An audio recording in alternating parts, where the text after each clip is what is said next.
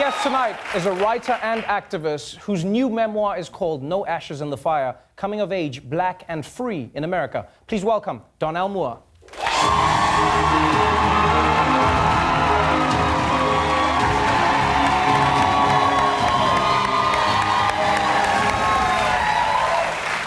Welcome to the show. Thank you for having me here. I have read a lot of your writing. I have, followed some of the pieces that you've written online. Many people consider you one of the most important voices in young American black culture and American culture as a whole. Those are your friends, but they're good people. The book, though, gave me an insight into your life and into a life that many people have lived in America that's really painful and fascinating. No Ashes in the Fire speaks to the first inciting incident in this book where someone tried to set you on fire as a child.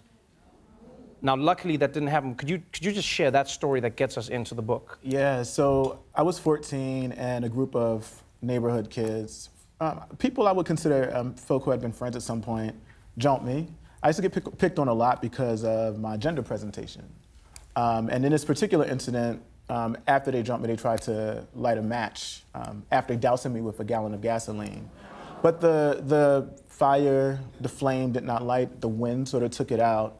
But here's what I want to say about that story. It is a tragic story, and it's one that's common. Right. I don't want to turn this into like an exceptional story. That's something that I went through individually. Young people across the country, around the world, who experience themselves as different are often picked on, and I was picked on a lot.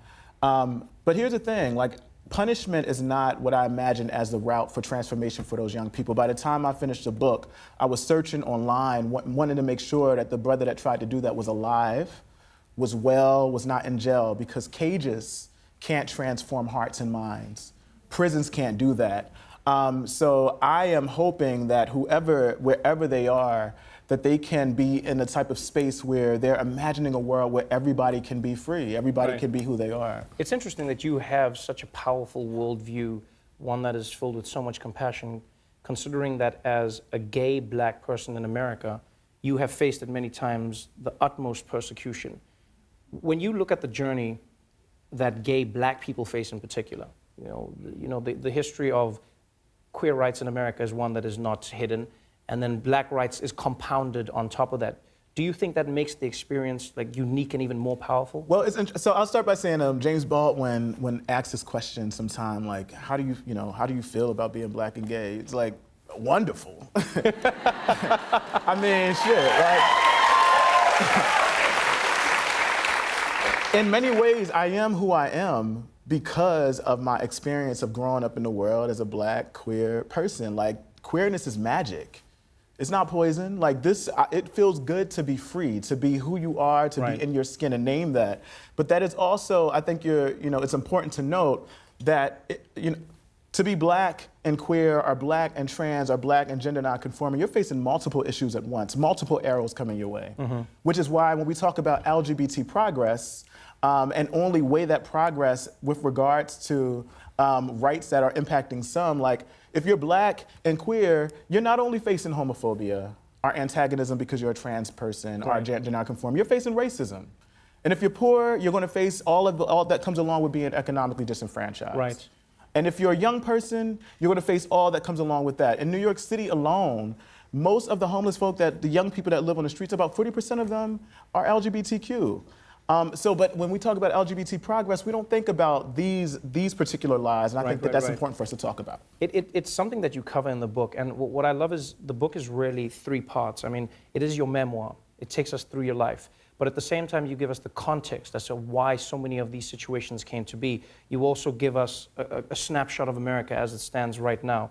When you look at the black community, in America and in South Africa and many parts of Africa, it's not dissimilar, where you have people who seem progressive in many different ways, but when it comes to homosexuality, there seems to be this roadblock. In hip-hop, that's one of the biggest dilemmas, is the space of people going like, we're trying to be ahead of the curve of woke or whatever, and it's like, but there's still that whole like, are you gay, are you gay? How do you think you begin that conversation? Where do you think people start, especially young black people? Well, first, we live within a context where, I don't make the claim that black folk are more homophobic.